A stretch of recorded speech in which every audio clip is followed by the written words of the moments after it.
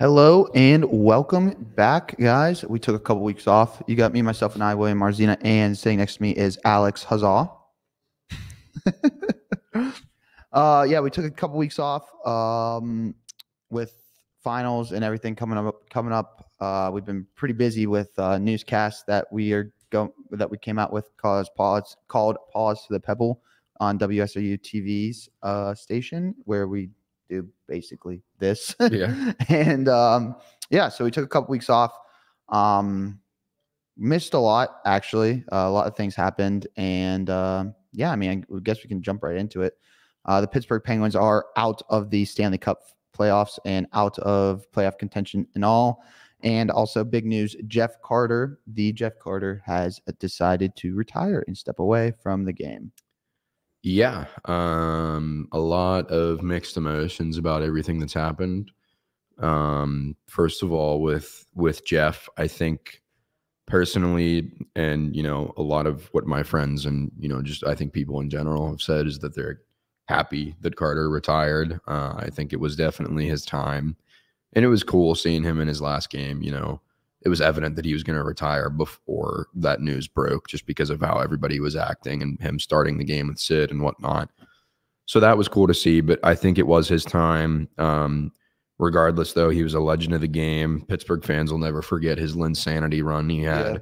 Oh, yeah. When he had that 4-goal game against Buffalo and then tore it up against the Islanders in a very forgettable series. But I think it was his time. Glad he retired, because we can now move on and maybe get some youth in our bottom six, which has been needed. Yeah. But that brought up the question to me, and I'll ask it to you. Do you think we kept Jeff in all year because it was his last year and it was like a pity thing, like let him have his last ride? I don't think so. I think that who else in the minors would have been a third line centerman? I mean, who would have been your other third line centerman? Well, if you keep Lars Eller at 3C and you bring in, I know Noel Acciari was hurt all year, but if Acciari would have been a great fourth line center, and just anybody else in the minors, I really think. Because he didn't put up awful numbers. Like, he seriously didn't put up awful numbers this year. He didn't. I think that he showed some sparks. Like, he had some goals, especially down the stretch there whenever they were still in the playoff race and still had hopes. There were still some goals there that we saw from him that were like, oh, okay, like he's meant to be in this lineup. But maybe not a third line centerman, maybe a fourth line centerman he could have been. But he didn't really contribute much to the power kill or the penalty kill.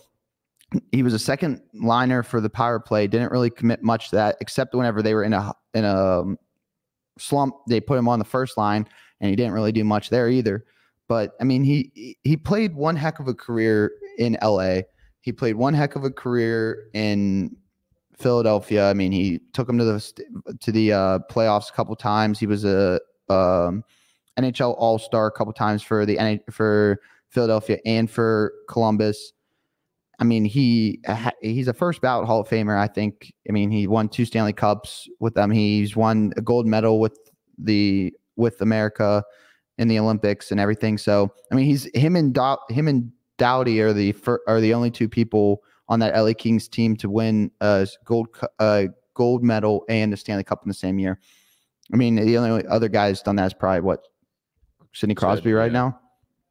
Yeah. So, I give him props for what he's done. I really think that he should have hung it up before, or they should have traded him back to LA and then him retire as an LA King, which I know what's going to happen now is that he's going to sign a 1-day contract with LA and then he's going to retire as an LA King. Yeah. It was cool for him to retire a Penguin, but that was probably the smallest part of his legacy. Oh, yeah. Maybe other than Columbus. He did play in Columbus for a little bit. Yeah. I didn't even know that until I saw the NHL's post. But no, I don't know. Just going back to what you were saying about who else would play. We just have so many guys that could play center in the minors. Even Zahorna, you could have brought up all year. Zahorna did play a little bit though. He played a touch. Carter was always the guy. Yeah. And I agree. I think he had an incredible career. Was probably a top 15 player in the league at his peak, and it was really cool to watch. I hated him growing up as a Penguins fan, watching him play for the Flyers. But it just sucks.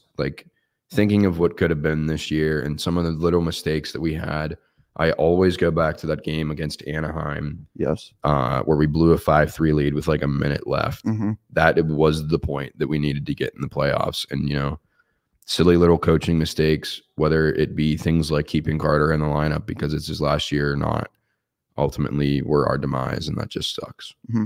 I definitely agree. Do you think that they go away with some coaches? I think they have to. They have to get rid of the power play coach. Mike Sullivan has to be on the hot seat right now. I think he's on the hot seat, but I think with the way that we finished the year, like we saw the potential firsthand. Like we see it, we know it's there. We know we can beat anybody in the league on any night. It's just like putting the pieces together. All year long, we kept Ryan Graves in the lineup. We kept, you know, these Tristan Jarry, like these guys that we signed big contracts to because we almost felt like obligated to play them. Yeah. When guys like Ryan Shea and Nedeljkovic come in and they are miles ahead of Graves and Jarry. So in terms of coaching decisions, I don't think Sullivan was great, but I think towards the end of the year when he figured it out, it was good. So I think he's on the hot seat, but I don't think we should get rid of him just yet. I think that the biggest thing for me is that the Jarry contract is going to hurt this offseason, and to dump him you're going to lose money on that one. Yeah. I think that they have to retain at least 50% of his contract if they want to move him somewhere, try to get a draft pick. And that would probably be a second rounder.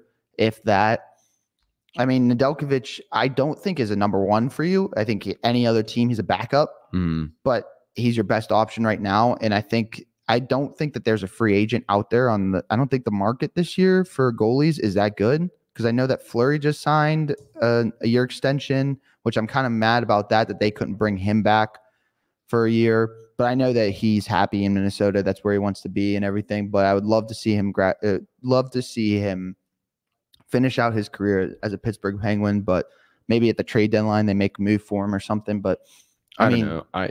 Not to cut you off. No. I think it's a good time to, you know, if we can get rid of Jarry, do it. It's going to be difficult, like you said, with his contract and everything. But if we can get rid of Jarry, Ned is our starter for like the beginning of the year, and we work Blomqvist in.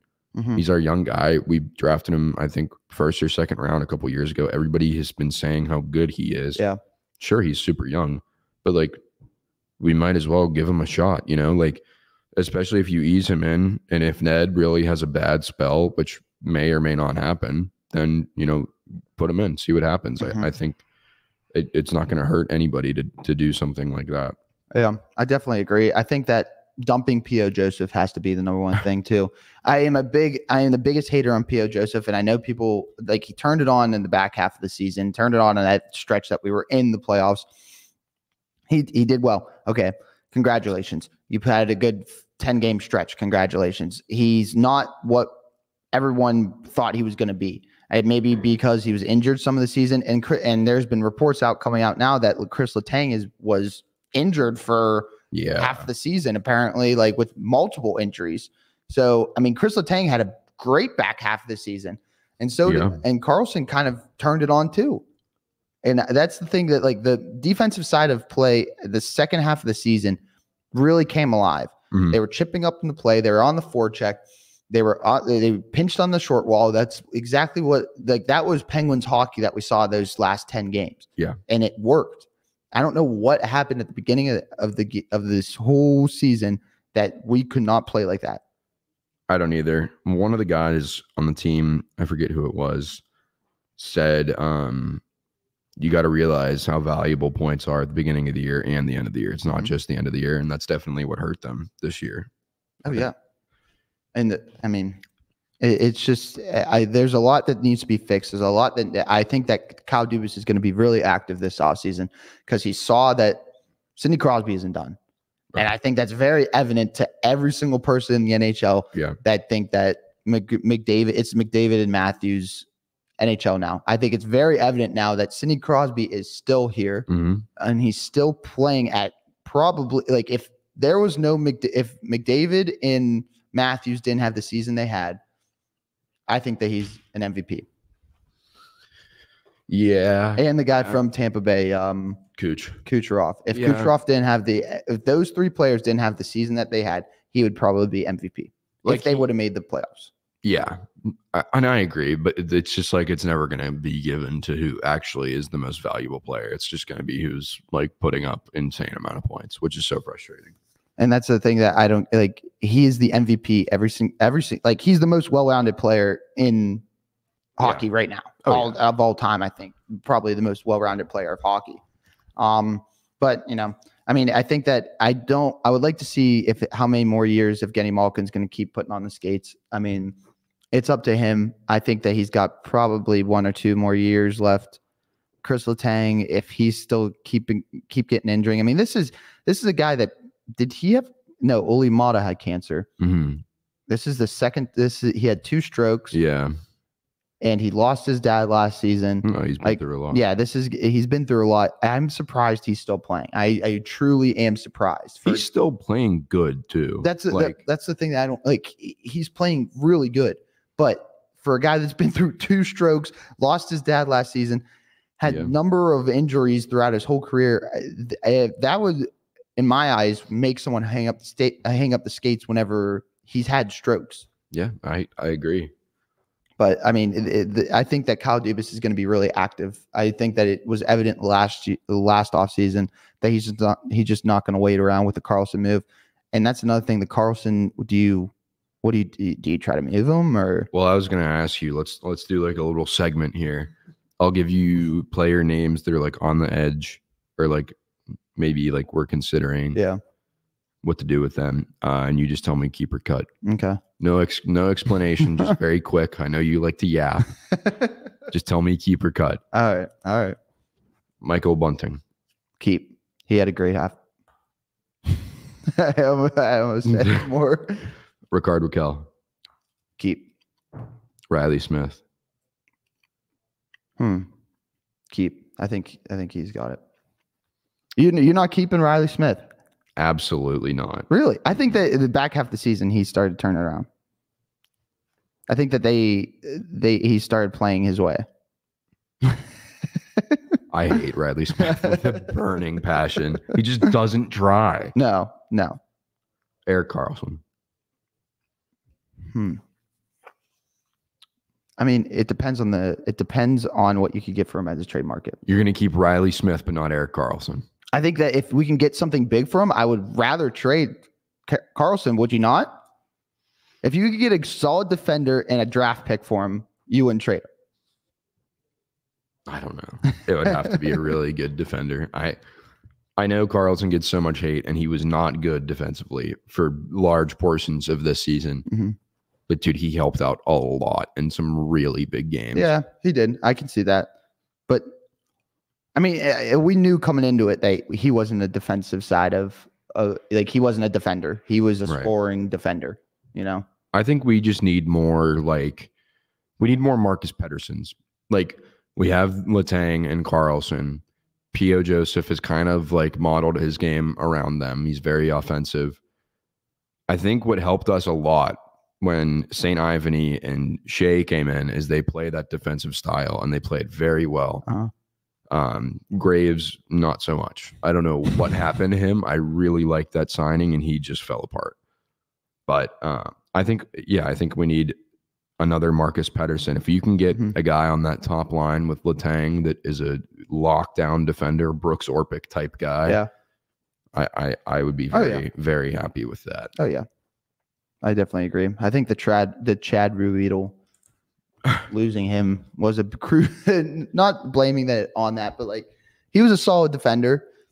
He wasn't known for scoring. He would probably give you 2-3 goals a year. Like, yeah, but he was a solid defender. But man, when he scored those goals, it was electric. He was fun to watch. He was fun. Was he part of both Stanley Cups? Part of one. I knew that he was part of one. Just one, I think. That was the one whenever they played the Predators, right? Yeah. Okay. Because I remember, because Daly was here, and it was him and Daly on the same line. Yeah. I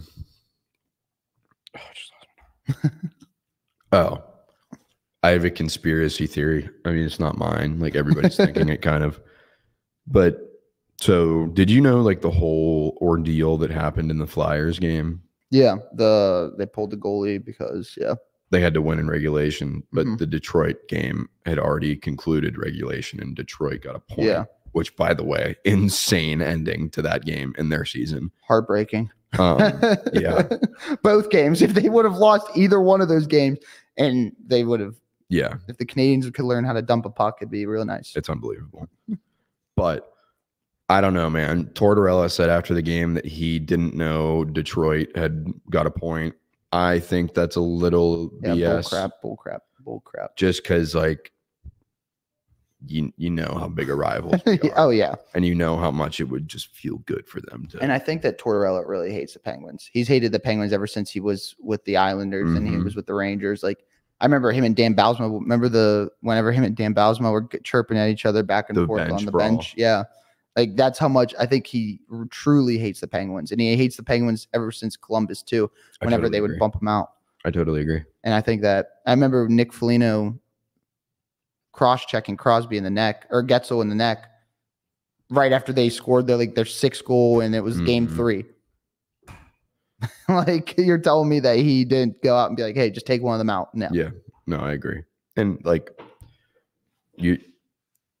I feel like all the players would be on board for that too. Like, oh, we can eliminate the Penguins right now? Yeah. Oh, yeah. Pull our goalie.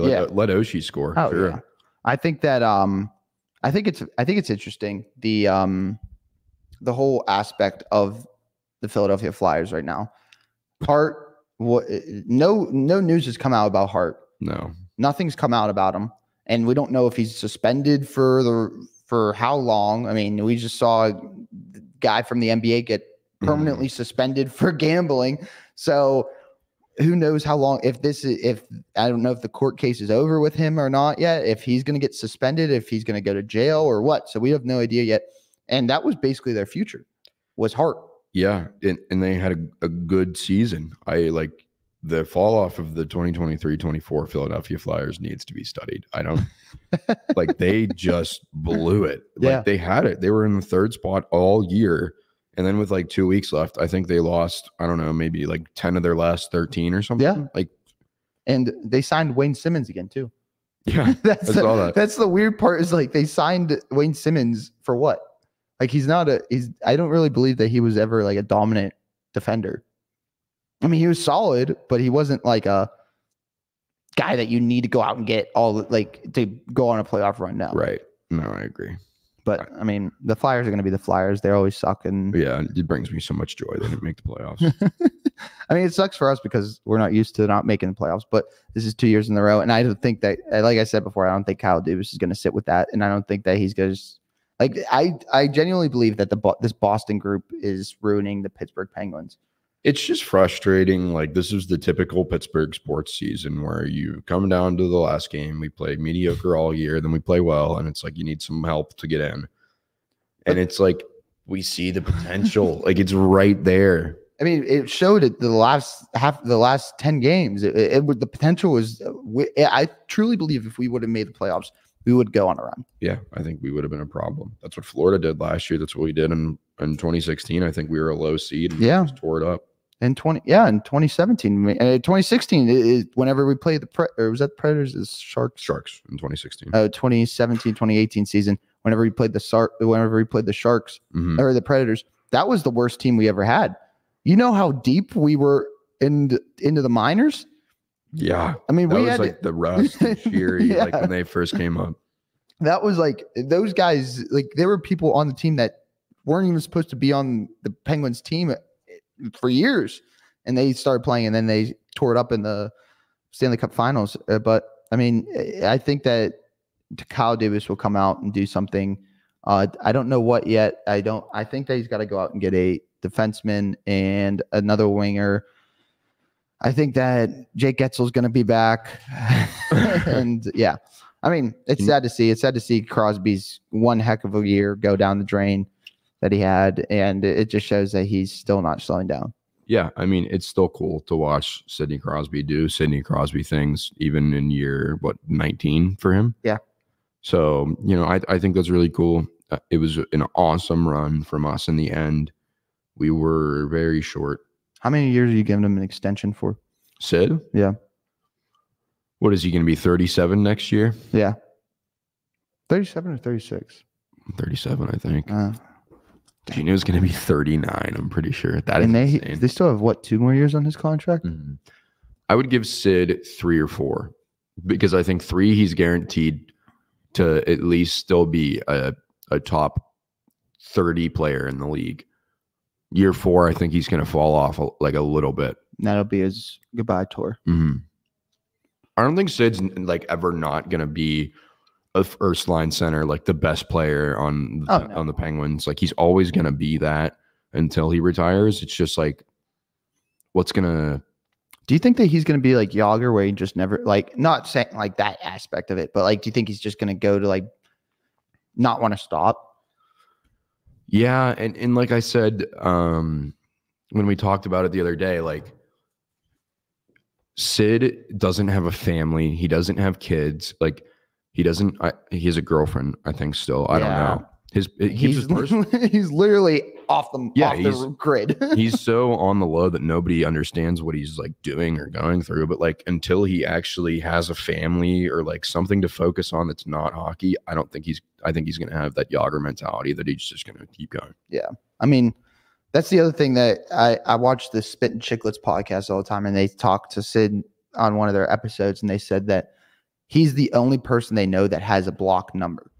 That he literally called like Verizon or T-Mobile or something and said, I want my number blocked so that whenever I call people, they don't know. Mm-hmm. So like he said that, like Biz said that someone kept calling him and he's like, I have no idea who it is. Picked it up. It was Sidney Crosby. He's like, this is the weirdest thing in the world.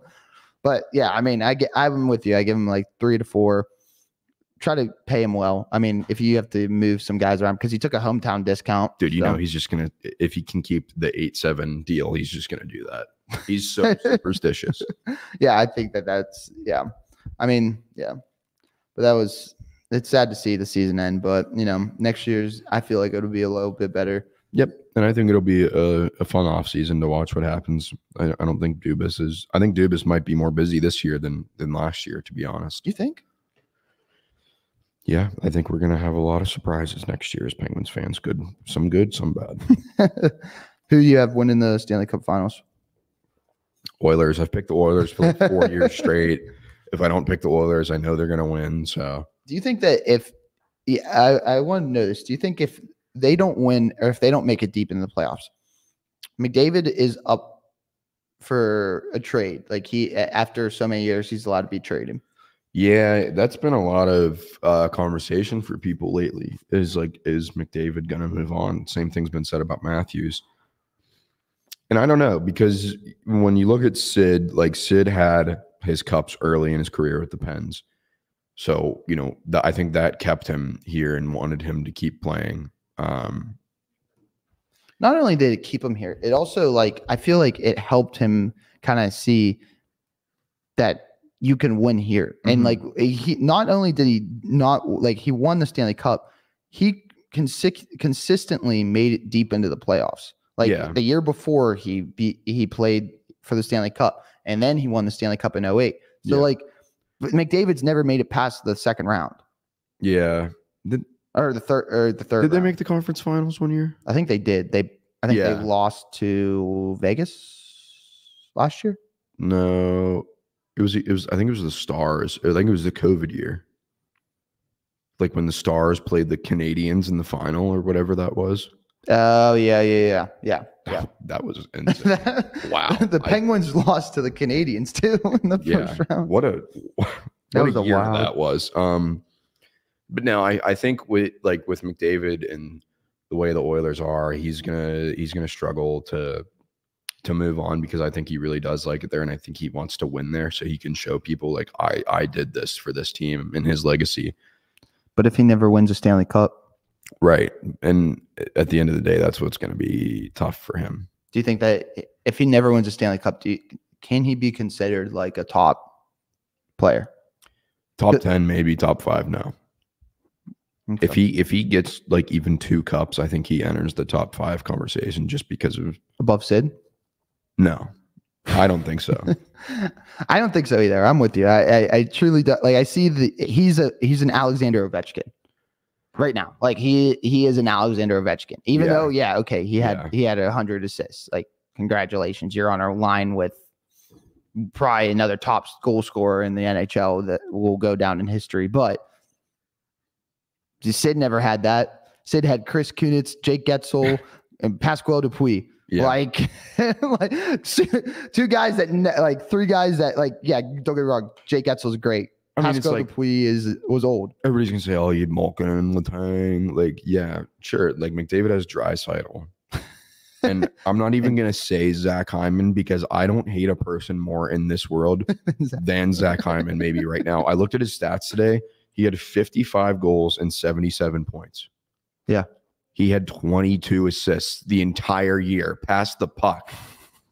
He just goes in front of the net and taps it in. Everybody's like, oh my God, Zach Hyman has 50 goals. Dude, I could probably have 50 goals in the NHL playing on a line with Connor McDavid. Oh, I know. Sorry, folks. Dr. Charles, man. It's outrageous, this guy. Yeah. Get under control. We'll move on to some Pirates baseball right now. The Pirates are on a little of a dry streak right now. They got swept by the New York Mets in their recent outing. Kind of I want to say bullpen bluster or bullpen problems going on. Aroldis Chapman has been suspended for 2 games now because of his argument with the umpire. He's been thrown out, and then he got suspended for 2 games. But he can appeal it, which I think he will. David Bednar is not seeming like David Bednar. Their starting pitching is actually way better than I think anyone's thought. Aaron Jones is the new it guy in Pittsburgh until Paul Skeens comes up. Mitch Keller is now your second. Aaron Jones is your first. And Aaron Jones? Yeah. Jared Jones? Oh, Jared Jones, not Aaron Jones. What's up, man? Look at me knowing the Pirates better. Come on. Jared Jones is now your number 1 guy. He's your ace, I feel like, right now. Aaron Jones. Oh, the Packers running back. Yeah, that's who I was thinking of for some reason. Dude, that's like, have you ever seen that, like, it was on Vine or something. It was like somebody looked up Drake from like Drake and Josh, and then he looked up Josh Bell. He was like, what happened to Josh? Yes. No, but yeah, so I mean they sit at 11-8, still above 500 right now, and I believe they are right behind the Cubs at 11. It's a tight race right now in the National League. The Brewers are 11-6, the Cubs are 11-7, and the Pirates are 11-8, and then you have the Reds 9-9, and then the Cardinals are 9-10, which I believe the Cardinals will stay at the bottom. The Reds will stay where they're at the 4th position, and I think these top 3 right here will move around every so often. And they play the stacked line of the Red Sox, who are coming off a bit of a losing streak here as they dropped 3 out of 4 games against the Guardians. And yeah, I mean, you have some things to kinker out for the Pirates right now. The bullpen issue, I mean, people are getting hurt left and right. I think that Rowdy Tellez has really turned it on here. Fat Boy Tellez, as people call him. He's really led this team with his bat, and then Connor Joe's been lights out with his bat too. O'Neal Cruz needs to learn how to run the bases, and Key Brian Hayes is not looking like his Gold Glove himself. Brian Reynolds, I mean, they got to figure out this outfield. I mean, you can't what's been going on with Reynolds? Like I've been watching the games and I just haven't seen. They need to figure out this outfield. They need to figure out, because Jack Swinsky is usually a center fielder, and now they brought in Taylor. Taylor's now a center fielder. So they're trying to move guys around so that they can get a feel for a position that they like. And Ryan Reynolds is usually your left fielder. And I like Michael A, though. I think he's been good. Yeah. Oh, Michael Taylor's been really good, solid at bat. He's a solid bottom of the lineup guy. But I think that the thing is that you have to figure out where these guys are going to play. And Jack Sawinski is center fielder, but now they're moving him to right field, and it's just like the mojo's just off in the outfield. And then I love Jared Triolo. He's been lights out recently, and there's a couple guys on this pitching staff in this infield that are it's just they got to figure it out. They got to call up some people or something. And I also do want to talk about the novice pitcher who is taking the world by storm right now, Paul Skeens. That's Alex's guy right there. I mean, he's been lights out in his first 2 starts down in AAA. There's been a lot of people saying that they need to call him up and everything. I think that it is time to call him up, but knowing the Pirates, they're going to wait till what did I say? May 9th is the date that they get another year arbitration. So they're going to wait till May 9th to call him up. But couple weeks. Yeah, we got a couple more weeks till we see him. And then, last night he had another thrilling 3 and 1 inning. He went 8 strikeouts, no runs, 1 hit. He still has a 0 ERA. I mean, this guy is in, like, if there's a time to call him up, it's call him up now, because so that you can figure out this rotation that you want. And it'd be just so great to have him come up with the guys that you have on right now with Mitch Keller and everything like that. So who gets the boot in the rotation when Skeens comes up? Fulter? I think Fulter's been good. He has been good. He has been a solid guy that you need, and I think that's exactly like he can go deep into games if you want him to. Like against the Mets, he didn't need to be pulled. He only let up 2 runs. I mean, he did what he needed to do. Let me see if I can see here. It doesn't show me. Okay.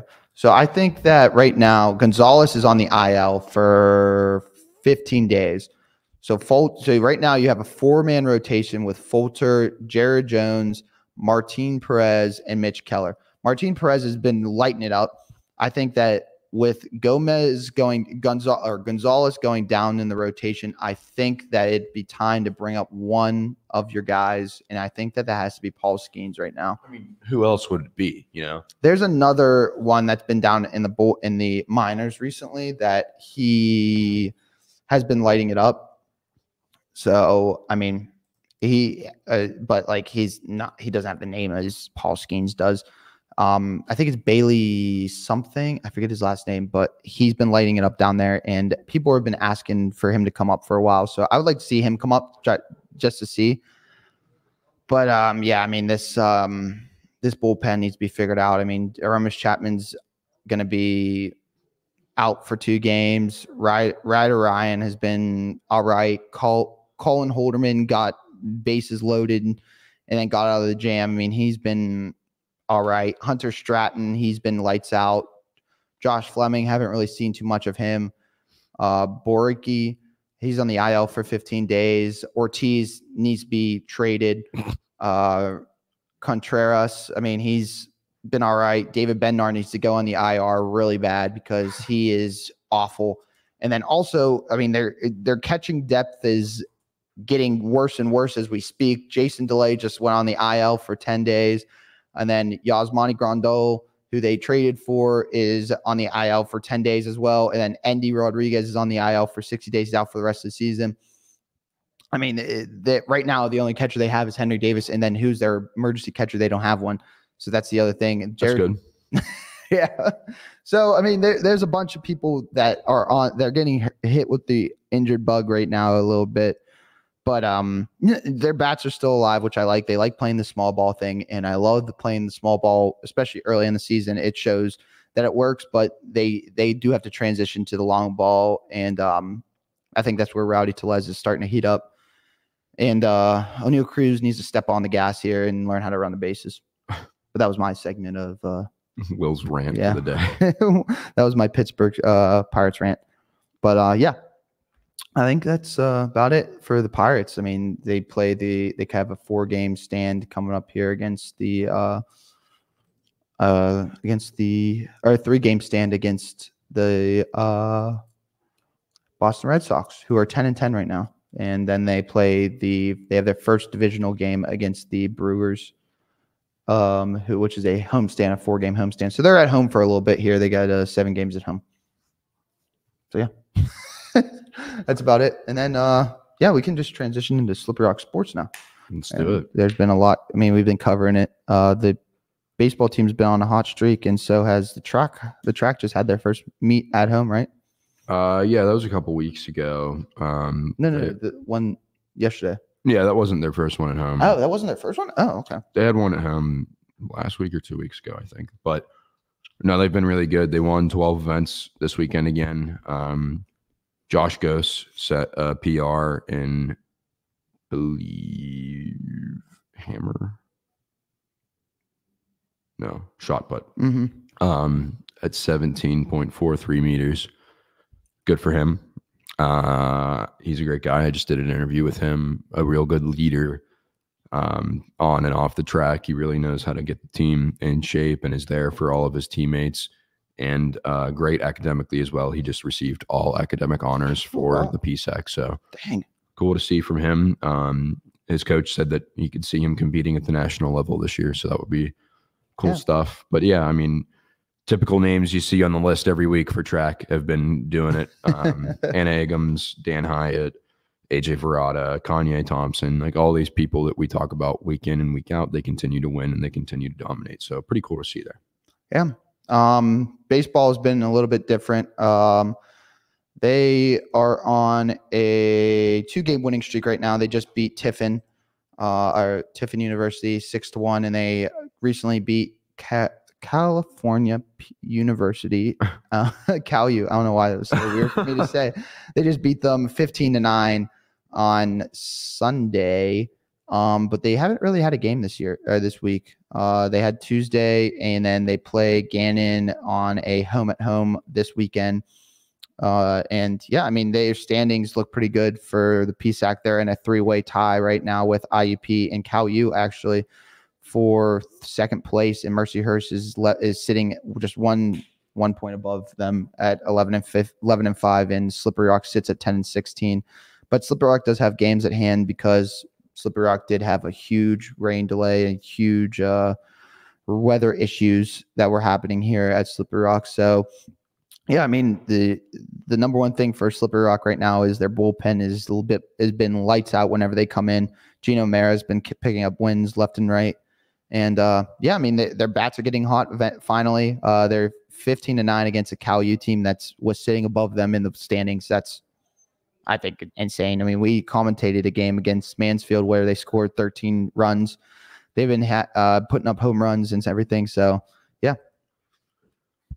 Yeah, that was about it. Yeah. For baseball. On the softball side of things, they have had a laughable amount of reschedulings, postponings, like whatever it may be.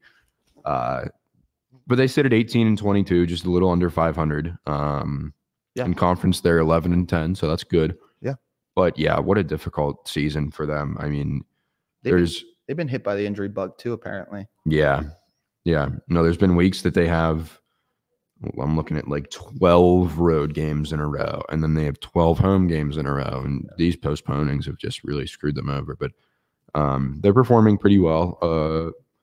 A good bit of the season left to go. So still time to make it in the playoff picture. I'm not sure what that looks like, but I don't think they're in it right now. No, they're not. They're in the 4th seed right now behind CalU, Gannon, and Seton Hill, but they are only 2 games below CalU. Okay, so yeah, they could easily squeak in. Oh yeah, well, they're 2 games below CalU and Gannon. Actually, Gannon's 13-5 and CalU's 13-8. Yeah. So they still have a lot of ways to go. It seems like the east side of the state is really dominant.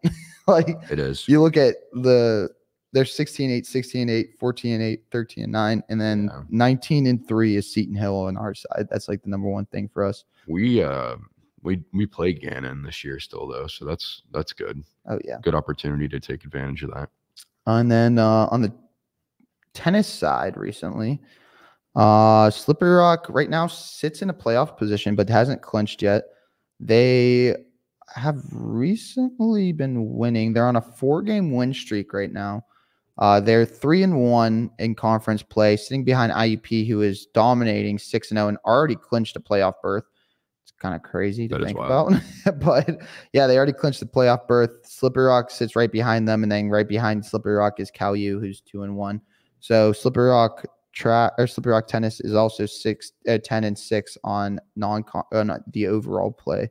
So yeah, I mean, Slippery Rock's been playing really well, and all sports, I feel like, even track, baseball, softball is the only one that's a little hairy, but they're still in the playoffs position. I mean, even I'm looking at lacrosse right now. They're 10-2. They've won 6 straight, and have just been like not even close games. I mean, they had an 8-7 game against Mercyhurst, but other than that, you look, it's 22-9, 22-4, 18-6. Like, they have been balling. And we've talked about this before on this podcast, that they missed the playoffs a couple times before this, and now it looks like a completely different team. 6-1 overall in the conference play.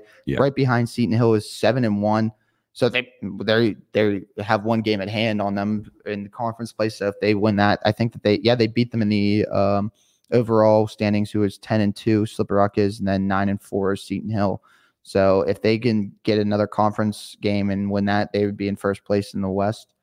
So yeah, they're fun to watch. Oh yeah, and then who's the girl that we Brooke Wisniewski? Yeah, Brooke Wisniewski, their captain. I think she's been lighting it up too recently. I mean, yeah, she's been really good. And Cameron Whipple is also carrying it up. Cameron Whipple, I think, leads the team in scoring still. Yeah. Oh, definitely. But it's a fun time to watch Slippery Rock sports, especially spring sports. I mean, baseball's turning it up, softball's turning it up, tennis is turning it up, and lacrosse, and of course tennis is. I mean, we talked about this before. Tennis is what Slippery Rock. I mean, track is what Slippery Rock's basically been known for ever since I've been here. Yeah. All right, Alex, next week. Yeah, might be the last one. Might be. We're getting down to it here. We'll see. We should do one whenever we graduate. Come in our cap and gowns. Yeah, that'd be fun. All right. Thank you guys for watching. Thank you guys for listening. See you next week, and goodbye.